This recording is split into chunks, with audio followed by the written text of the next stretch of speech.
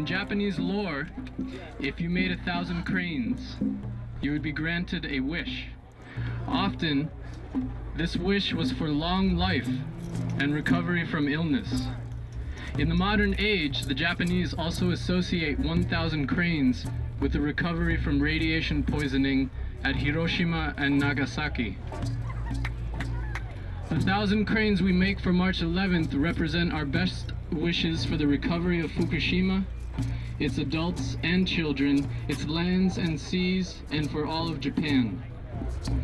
Furthermore, we wish for the future health of our communities, of our children who, along with children all over the planet, will inherit our nuclear legacy.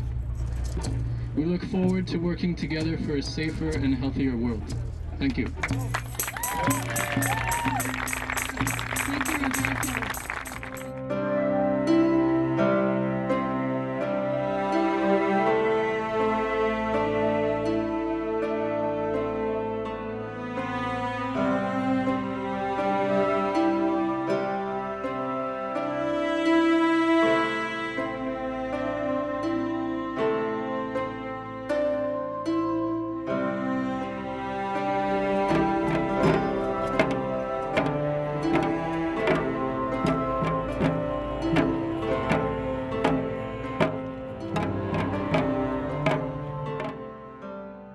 Exactly 1 year ago, at 3:36, the reactors at Fukushima were damaged and a radiological catastrophe began that goes on to this day.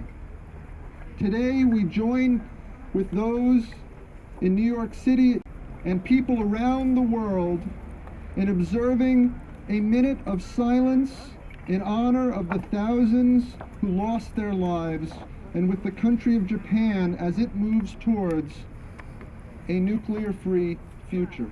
Let's take 1 minute of silence for that at 3:36.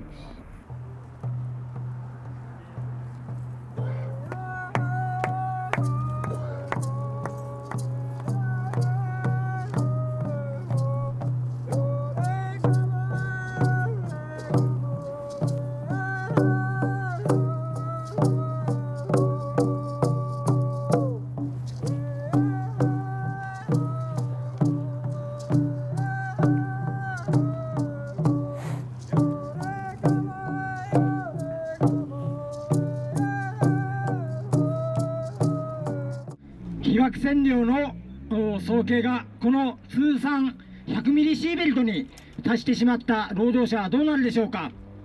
1 year ago, I was in Tokyo with my wife. We felt the succession of big shakes. Television was carrying the news about an explosion. There was nobody in the streets. People were afraid of radiation. I have worked as a human rights activist for 25 years. It was a very stressful situation. I knew that we were not getting full information. My friends and I decided that something had to be done. 1 week later, I organized a demonstration at TEPCO, the company that runs the nuclear power plant.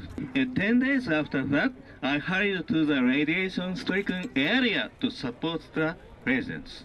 Radiation-contaminated areas were isolated. The government did not provide these areas with supplies. I wanted to see for myself what was happening at the plant, and I wanted to help the radiation cleanup work. I started working at Fukushima Daiichi last September. My assignments were taking the readings from workers coming back from highly contaminated areas, helping them take off their contaminated clothing at the end of their shift. The highest level I found were 2 millisieverts after working 2 hours. This is very high. The maximum for the year is 20 millisieverts per year. Once workers have reached this maximum level of exposure, they can no longer work at the plant for the next 4 years. What happens to these people? They are disposable. They are cast out without any benefits, without any thought to their welfare. no medical care, no job, no future. Because of the Fukushima disaster, 52 out of our 54 reactors have been taken offline. Only 2 out of 54 reactors are still operating. With 90% of our reactors at rest, we still have sufficient electricity supply. We are conserving and using less electricity. This is something that we do in Japan, and you can do it in the United States.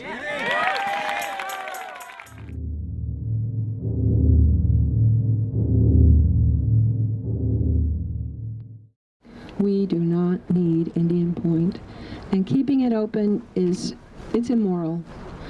We are passing on to future generations spent fuel that is deadly and toxic for 1 million years, and that's not an exaggeration. Look up plutonium in the periodic table, and you'll see what the half-life is. We don't need more plutonium in the world. We have plenty of electricity in the world. The SYNAPS study proves it. Assemblyman Brennan's hearings proved it. And you can go to www.shutdownindian.point now and find all those sources. It emits radiation on a daily basis because that's the way it has to work. And there have been studies done showing that the 3 counties around Indian Point have among the highest thyroid cancer rates of all the counties in this country. As a matter of fact, 6 of the 8 highest thyroid cancer rates are within a ring of 7 nuclear plants stretching from lower New York State into New Jersey and Pennsylvania. When you look at someone who's interested in the truth about nuclear, you're also going to have someone who's independent enough to want to know the truth about everything in life. It would be very rare to find someone who would be smart enough, aware enough to come out here and protest this nuclear power plant. At the same time, everything else in their life they're accepting from the mainstream, the McDonald's, the Coca-Cola. You generally don't find that. But the people who don't want to be here, who don't want to know the truth that you're going to be exposed to, those are the people who are still going to be complaining about what's wrong in the world and going ahead and participating in such a way to help empower the 1%. If you want to know the truth, what's going to happen to any of these people or people within 50 miles if this plant should come down because of a solar storm that's coming in about 12 months? You're not going to find that in the mainstream media because they participate in the lies. But if you want to know the truth, you've got to stand against that. Consciousness raising here today, I hope, is a conscious raising about everything in life. But never expect the New York Times or Fox or anyone else to tell you the real truth. Go to the alternative sources of information. The internet they do not yet own. The internet is the power to educate us. It is the power to free us from that dominant single source of truth. All right? Gary raises a good point about where we get our information. I absolutely support what he says about going to Progressive Radio Network, looking at independent sources of media, and I also want to give a plug to going to look at the Indian Point Safe Energy Coalition website, going to Clearwater's website, going to Riverkeepers. It's a shameless plug, but we have a lot of good information on our websites that we've developed. We have experts working for us that can really help inform this issue, and I encourage you all to take a look at that and inform yourselves about this. We have 1,500 to 2,000 tons of waste on the site right now. If they relicense this plant, they'll create another 1,000 tons of waste that will stay radioactive for hundreds of thousands of years, and at this point we have nowhere to dispose of it.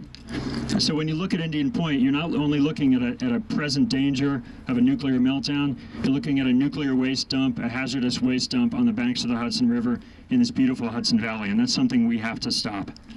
Yeah. I want to shift gears now and talk about the solution to Indian Point, and that is Riverkeeper did a study with Natural Resources Defense Council in October, and it's up on our website, and we had an independent energy company, completely independent, look at the energy replacement options for Indian Point.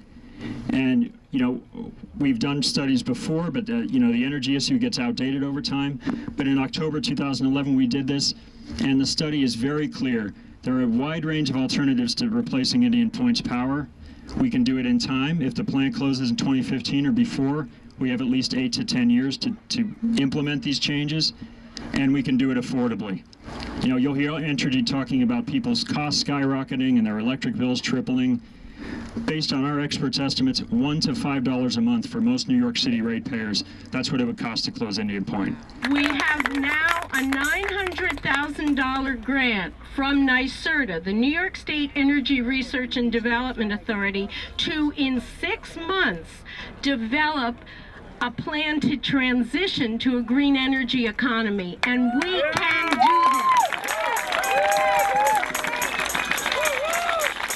We can make the Hudson Valley and the greater New York metropolitan area the Germany in the good sense, in the sense of having transitioned to a green energy economy and shut down all of their nuclear. Are in the process of shutting down all of their nuclear power plants.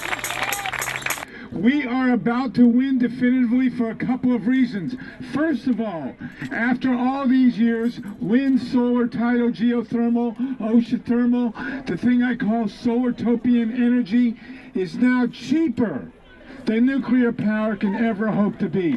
There will never be another nuclear plant built in this country, and we are going to shut down all these nukes, starting probably with Vermont Yankee within a couple weeks. Once Vermont Yankee goes down, once Indian Point goes down, Davis-Besse will go down, Crystal River will go down, Oyster Creek will go down, San Onofre will not reopen. We have the power now. We have never been closer. And when we shut these reactors, all the other ones are going to follow. Europe and the United States are at the brink of the end of the atomic age, of the atomic mistake.